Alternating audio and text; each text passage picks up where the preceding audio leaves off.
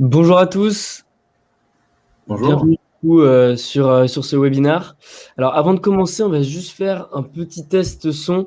Du coup, si vous pouvez juste dire dans le chat sur votre droite si vous nous entendez bien et si vous avez une belle image.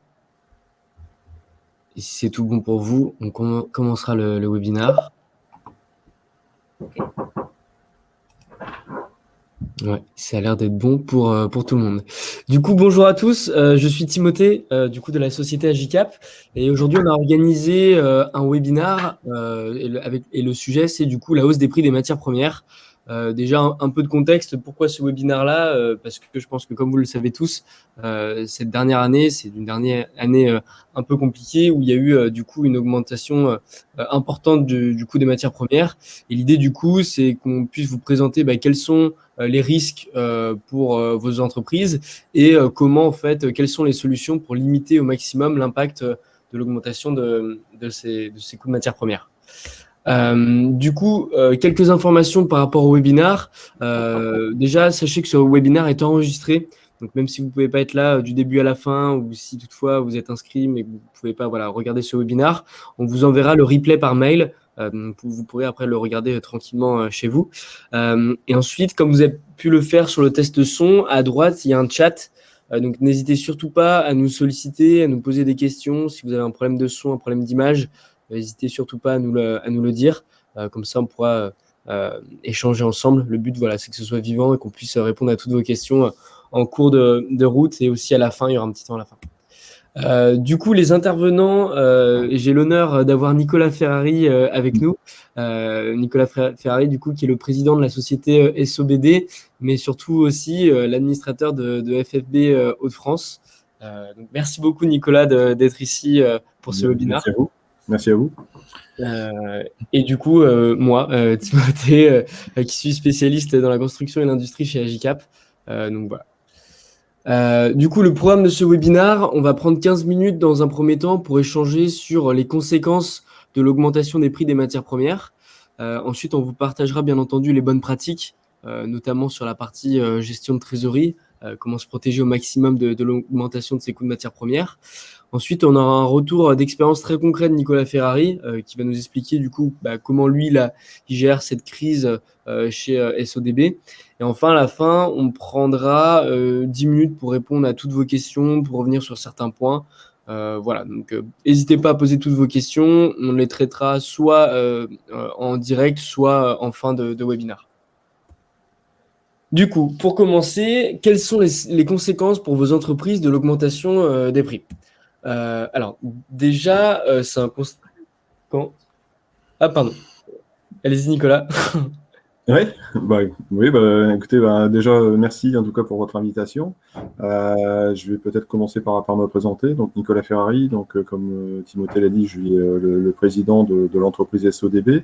Nous sommes basés sur Arras, hein, dans les Hauts-de-France. L'entreprise que je gère aujourd'hui, je l'ai rachetée il y a 6 ans, après avoir passé une vingtaine d'années dans des grands groupes. Je reviendrai après sur la situation effectivement assez exceptionnelle que nous connaissons aujourd'hui et qui effectivement depuis 6 ans de reprise, nous n'avons jamais connu une telle situation en termes notamment d'envolée des prix. L'entreprise, donc SOD, pour juste préciser le contexte, hein, intervient dans l'enveloppe du bâtiment, principalement dans l'enveloppe du bâtiment et dans les structures métalliques des bâtiments, et nous traitons principalement des matériaux métalliques. Aujourd'hui, comme l'a dit Timothée, et notamment suite aux épisodes Covid, hein, la reprise d'activité des États-Unis et de la Chine, qui, par une politique économique, préfèrent favoriser leurs besoins, je dirais, sur leur pays plutôt que de continuer les exportations comme ils le faisaient auparavant, entraîne aujourd'hui une pénurie des matières premières, notamment, si je parle de ce qui me concerne, des aciers, mais on peut retrouver également le même cas sur le bois, sur le papier, sur le PVC et d'autres matières premières. Donc la conséquence de tout ça aujourd'hui entraîne des hausses spectaculaires depuis le début d'année, si je parle des aciers, notamment des aciers, puisque nous avons quasiment doublé le prix des aciers par rapport à janvier 2020. Alors, deux impacts par rapport à cela. Donc effectivement, la première, augmentation des prix. La seconde, c'est la pénurie, puisque nous commençons à connaître des pénuries sur l'ensemble des matières que j'ai citées, avec l'impact de voir notamment sur certains marchés privés avoir des non-respects d'échéance qui peut ensuite entraîner des pénalités. Bon. Alors moi, je suis effectivement, comme Timothée l'a dit, administrateur de la Fédération française du bâtiment sur le secteur Lens-Artois, en Haute-France. La Fédération française du bâtiment a agi au niveau national pour alerter les pouvoirs publics sur les conséquences que ces hausses et pénuries vont avoir sur les entreprises du bâtiment. Aujourd'hui, ce que l'on peut dire par rapport à cela, c'est que les défaillances d'entreprises ont augmenté en 2021 de 28%. Ça, ce sont les chiffres de mars. Alors, consécutivement, bien évidemment, aux épisodes Covid, une situation peut-être déjà fragile de l'entreprise avant la phase Covid. Mais ce que nous connaissons cette année en 2021 sur l'augmentation des matières premières va ne faire qu'aggraver cette situation. Alors, comment ça aggrave la situation des entreprises? Déjà sur deux aspects, c'est-à-dire que les commandes qui ont été passées avant la hausse des matières premières aujourd'hui ne peuvent pas être réévaluées, donc perte de marge, difficulté, comme je disais tout à l'heure, de respecter les délais, donc éventuellement risque de pénalité qui puisse s'appliquer sur les marchés. Donc il y a un double effet, une crise qui est aujourd'hui qui s'abat sur le secteur du bâtiment, bon, également sur d'autres secteurs, mais principalement sur le secteur du bâtiment.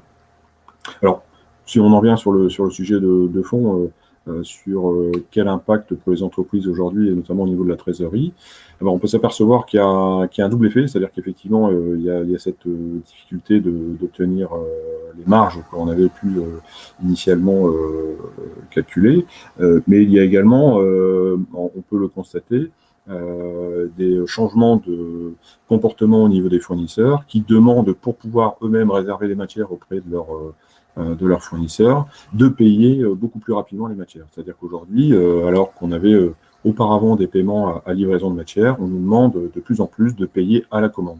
Alors, l'impact que ça a, c'est qu'il y a effectivement un décalage de trésorerie, puisque bien évidemment, on achète les matériaux bien avant de pouvoir être payé par le client, parce qu'il y a toujours cette phase de préparation, de chantier, donc les décalages de trésorerie s'accentuent. Donc, effectivement, on va retrouver ensuite tout l'intérêt d'Agicap dans la gestion et dans la prévision de ce changement. Alors, je ne sais pas, Timothée, on en parle peut-être après, sur l'avantage du logiciel dans ce contexte. Mais voilà, donc je voulais repréciser aujourd'hui la difficulté particulière des entreprises du bâtiment par rapport à cette situation 2021. Parfait. Merci beaucoup, Nicolas, pour ce témoignage. Du coup, on va passer au slide suivant qui entraîne chaque problème peut avoir ses solutions. Ouais. Et du coup, on va parler justement des bonnes pratiques à mettre en place pour gérer votre trésorerie. Alors, du coup, déjà, dans un premier temps, la meilleure pratique pour pallier à ces problèmes, c'est d'avoir un bon pilotage de trésorerie. Pourquoi ? Parce que déjà, dans un environnement, on va dire, incertain, un contexte de crise, le bilan ou le compte de résultat que vous allez avoir, ça ne va pas vous suffire. Pourquoi ? Parce qu'en général, c'est des informations qu'on a en fin d'exercice, du moins à une fréquence qui n'est pas assez soutenue. Et là, il va vraiment falloir que vous puissiez suivre vos entrées et vos sorties au jour le jour. Pour que vous puissiez du coup comparer en temps réel vos réalisés par rapport à vos budgets. L'idée aussi de mettre en place un prévisionnel, c'est que ça va vous permettre de mieux vous projeter, d'anticiper du coup des périodes de forte trésorerie sur lesquelles du coup vous allez pouvoir planifier des investissements, notamment dans des coûts de matières premières. Si à un mois donné vous avez un excédent favorable de trésorerie, vous allez pouvoir l'investir justement dans des matières premières, ou à contrario, anticiper des périodes de creux de trésorerie. Et lors de ces moments-là, il faudra être capable de limiter vos coûts et dans le pire des cas, potentiellement aller chercher des financements auprès des banques. Et plus cette demande de financement sera anticipée, plus vous serez dans des meilleures conditions pour pouvoir échanger avec vos partenaires bancaires. Aussi, ça va vous permettre d'identifier rapidement des leviers de performance de votre activité. On en a parlé tout à l'heure, il y a les marges qui sont du coup mises à rude épreuve avec l'augmentation des coûts des matières premières. Et de votre côté, ça va être de maximiser justement ces marges et de limiter au maximum l'impact de l'augmentation des coûts des matières premières. Donc ça passe du coup par un suivi très fin de vos dépenses, avec peut-être la chasse au surcoût pour justement peut-être enlever des coûts qui seraient superflus à votre activité. Et ça vous permet aussi d'avoir une bonne visibilité sur ce qui fonctionne, ce qui performe malgré l'augmentation du coût des matières premières. Et du coup, le but là, c'est de maximiser vos efforts sur les activités avec une meilleure rentabilité. Et enfin, le dernier point, j'en ai déjà parlé, mais c'est vraiment d'être en anticipation et de pouvoir présenter du coup à vos investisseurs, à vos banques, des reportings de qualité pour du coup d'une part les rassurer, leur montrer que vous avez de la visibilité sur votre trésorerie et dans le pire des cas, si vous devez aller chercher un financement, être dans les meilleures conditions en leur proposant des chiffres qui soient fiables et qui vous permettent du coup de pallier à ce contexte de crise. Encore une fois, n'hésitez surtout pas si vous avez des questions. On pourra revenir après sur ces slides en fin de webinaire, mais si vous avez des questions, vous avez le chat, donc vous pouvez les poser. La trésorerie, c'est vrai que la trésorerie, parfois dans certaines sociétés, on peut parfois confondre un peu la différence entre comptabilité ou trésorerie. Du coup, c'est important de rappeler la différence. La comptabilité, ce sera vraiment l'analyse du passé, quand la trésorerie, du coup, ce sera l'analyse du futur. Donc c'est du présent et du futur. Donc le présent, du coup, c'est l'analyse au final de ce qui s'est passé, donc de vos flux bancaires, de vos entrées, de vos sorties. Et la partie prévisionnelle, ça va être tout votre échéancier client-fournisseur et votre budget, vos prévisions que vous avez mis en place, que ce soit sur du moyen ou sur du long terme. Et du coup, maîtriser sa trésorerie, ça vous permet vraiment d'assurer la survie et le développement de votre entreprise. Comme je l'ai dit tout à l'heure, l'idée, c'est de toujours être en anticipation plutôt qu'en réaction. Et le fait d'être en anticipation, ça vous permet de planifier des investissements avec le meilleur timing, ou à contrario, anticiper des financements aussi avec le meilleur timing. Et du coup, voilà, donc l'idée, c'est d'avoir un suivi de trésorerie qui est fiable, qui est à jour et qui est surtout agile, que vous puissiez du coup ajuster en temps réel par rapport au contexte. Du coup, une petite parenthèse par rapport à nous, ce qu'on fait à JCAP sur cette partie justement de trésorerie, gestion de trésorerie. Nous, on va avoir 4 missions principales. La première mission, c'est la partie automatisation. Pour la plupart d'entre vous, vous êtes tous des dirigeants d'entreprise ou alors des responsables financiers. Mettre à jour un tableau de trésorerie, ça peut être chronophage. Potentiellement, ça peut être source d'erreur parce qu'on a vite fait de pouvoir faire des fautes de frappe ou de désactiver des lignes de calcul. Et du coup, on se retrouve en fin de semaine, en fin de journée, en fin de mois, avec une trésorerie qui est différente de ce qu'on a par exemple sur notre compte bancaire. Et l'idée d'Agicap, c'est d'une part d'automatiser, de fiabiliser ce suivi de trésorerie. Et pour ça, on va venir synchroniser en fait vos comptes bancaires à l'outil pour avoir en fait en temps réel un tableau de trésorerie qui est mis à jour. Ensuite, on va vous permettre de faire des prévisions intelligentes. Ces prévisions intelligentes, elles vont être basées d'un historique, elles vont être basées d'un compte de résultats qu'on viendrait traduire en budget de trésorerie. Et on va aussi pouvoir intégrer vos prévisions liées à vos factures. Donc en fait, on va pouvoir brancher vos outils comptables à Agicap pour pouvoir récupérer ces informations-là. Point très important, encore plus dans le contexte actuel, c'est la partie scénario. Grâce à Agicap, du coup, vous allez pouvoir modéliser des augmentations de coûts de matières premières, modéliser des investissements ou modéliser par exemple des financements. Et l'idée, voilà, c'est d'être agile et de pouvoir tester différents scénarios. Et le but, c'est de pouvoir tester à chaque fois ces prises de décision ou des contextes particuliers. Et enfin, le dernier point, c'est qu'Agicap va vous permettre d'avoir une vision globale. Peut-être que parmi vous, il y en a qui ont plusieurs structures. Ça complexifie du coup le suivi de trésorerie. Et avec Agicap, vous allez pouvoir avoir un suivi par entité, mais aussi un suivi consolidé qui vous permettra du coup d'avoir une vision d'ensemble sur l'état de votre trésorerie. Et du coup, comme je vous l'ai dit tout à l'heure, il y aura la possibilité d'automatiser vos reportings pour vos investisseurs ou vos banques.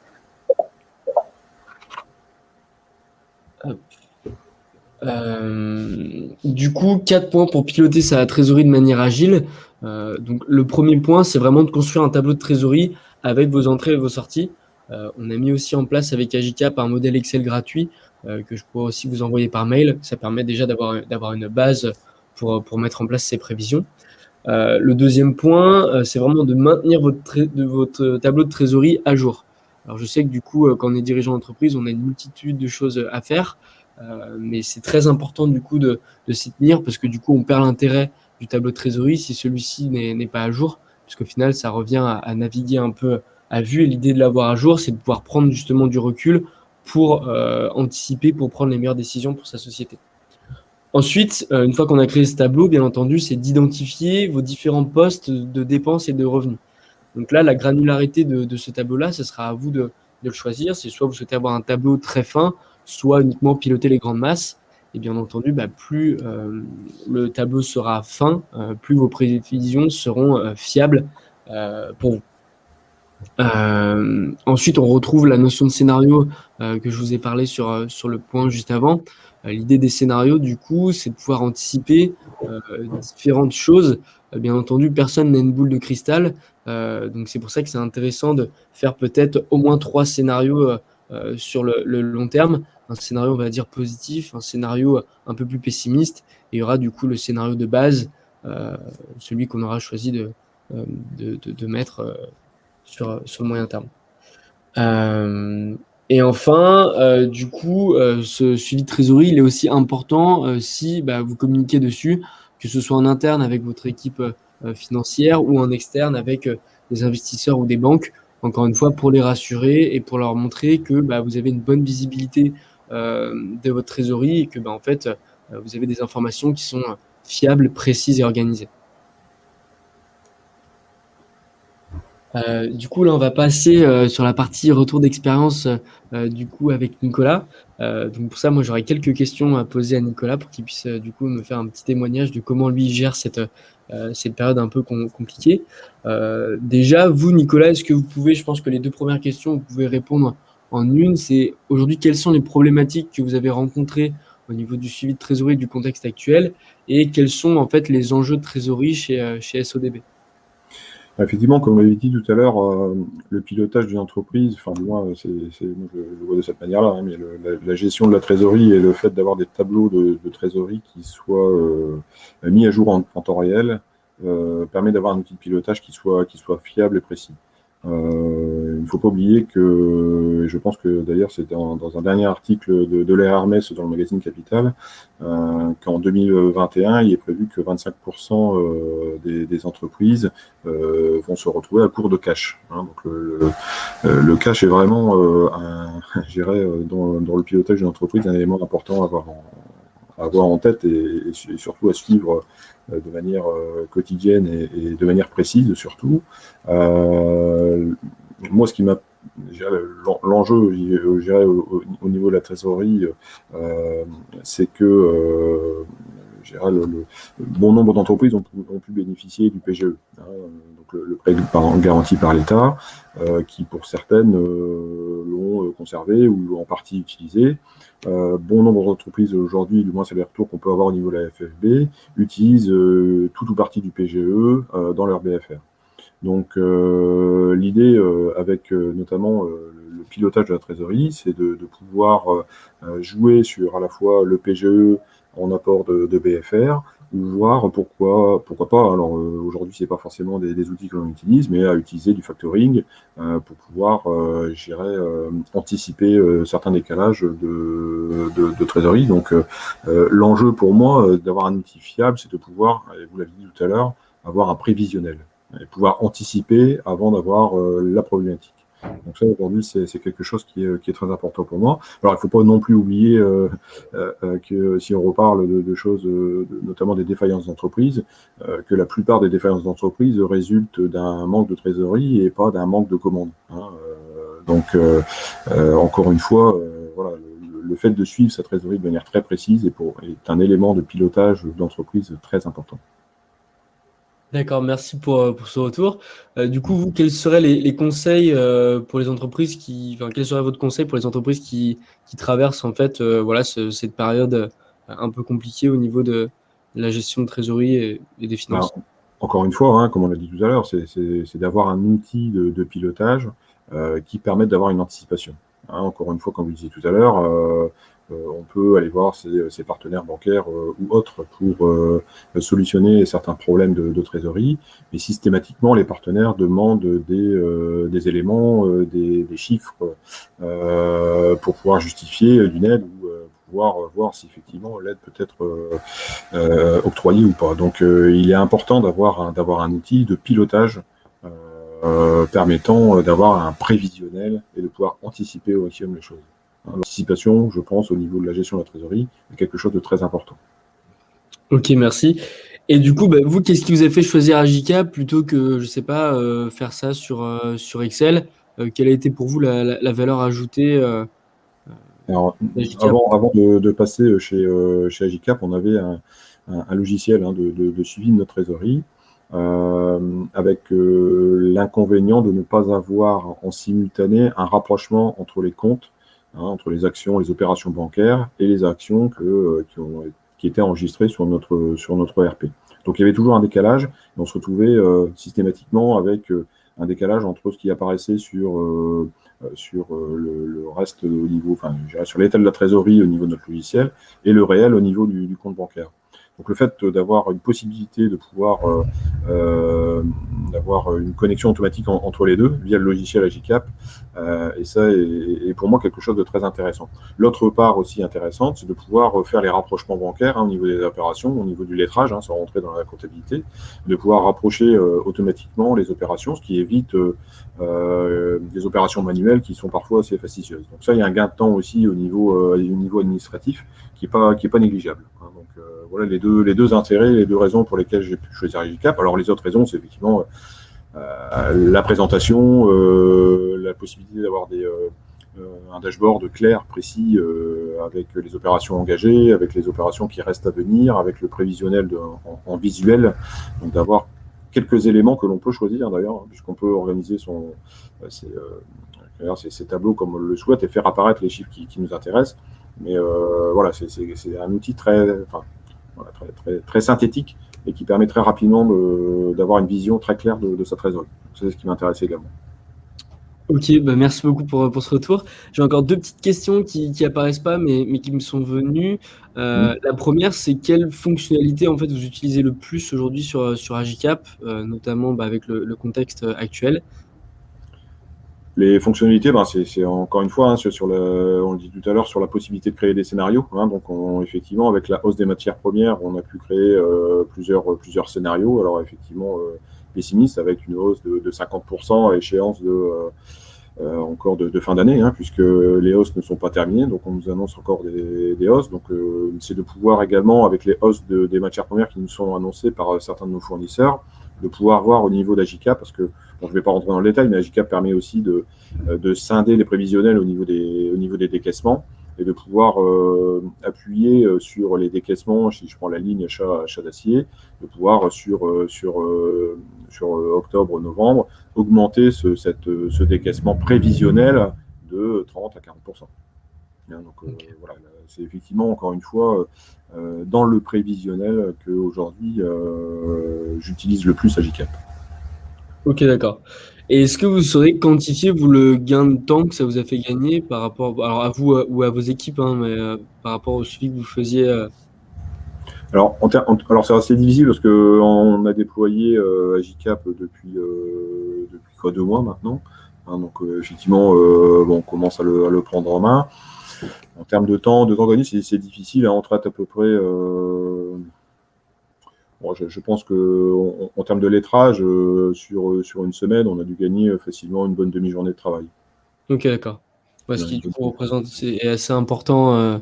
Une demi-journée de travail, d'accord. Ça fait du coup un gain de temps quand même assez conséquent.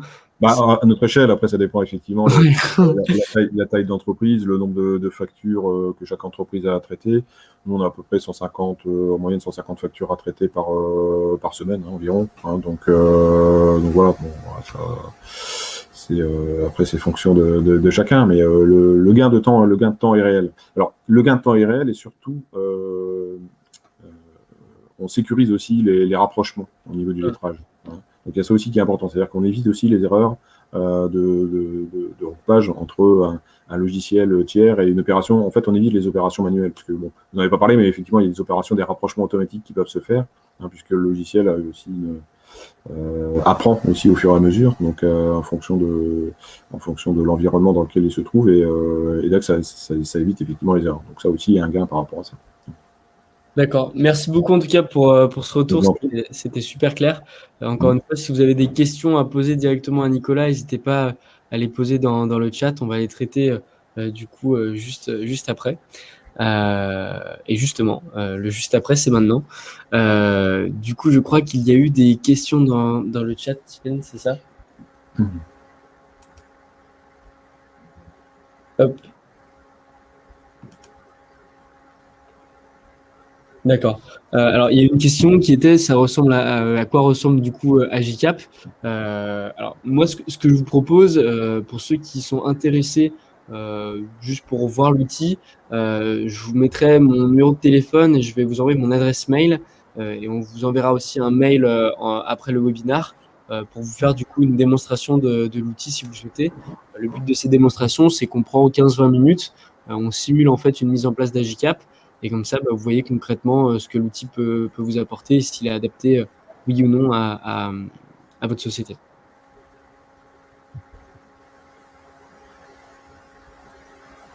D'accord. Il y a une autre question aussi qui est adressée à Nicolas. C'est Nicolas, vous, combien de temps ça vous a pris pour mettre en place Agicap et pour que du coup ce soit opérationnel pour vous et toutes vos équipes? Alors, la mise en place d'Agicap s'est faite au travers d'installations donc avec votre collègue, Timothée, qui avait pris l'installation à distance, qui nous a accompagnés. Donc, il y a une formation de quelques séances qui se fait dans le temps, de manière à pouvoir nous laisser le temps d'apprendre à connaître le logiciel, de voir un peu quelles sont les questions. Donc, globalement, ça s'est fait sur un petit mois. En un petit mois, on maîtrisait le logiciel. Donc, c'est relativement rapide. L'avantage du logiciel, c'est qu'il est quand même assez convivial. Donc, les choses se font de manière assez intuitive. Donc, la prise en main, pardon, du logiciel se fait quand même assez rapidement. Donc, oui, un maximum en un mois, on avait la maîtrise du logiciel. Ok, d'accord. Donc, on est loin des temps de mise en place qu'on peut avoir sur certains ERP. Et en effet, Nicolas a soulevé un point intéressant, c'est qu'en plus de l'outil, vous allez avoir une personne qui vous est attribuée, qui va vous former et vous accompagner sur Agicap. Ouais.